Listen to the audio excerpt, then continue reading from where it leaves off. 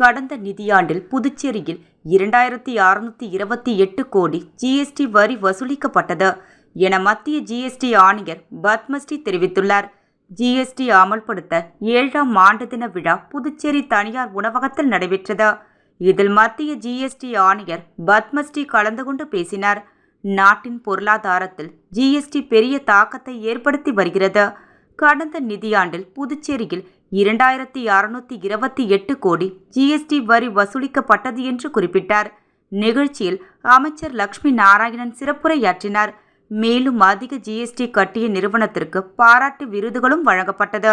நிகழ்ச்சியில் தலைமை செயலர் சரத் சவுகான், மாநில ஜிஎஸ்டி ஆணையர் முகமது மன்சூர், கூடுதல் ஆணையர் பிரசாந்த் குமார், காக்ரலா மற்றும் தொழில்துறையினர் கலந்து கொண்டனர்.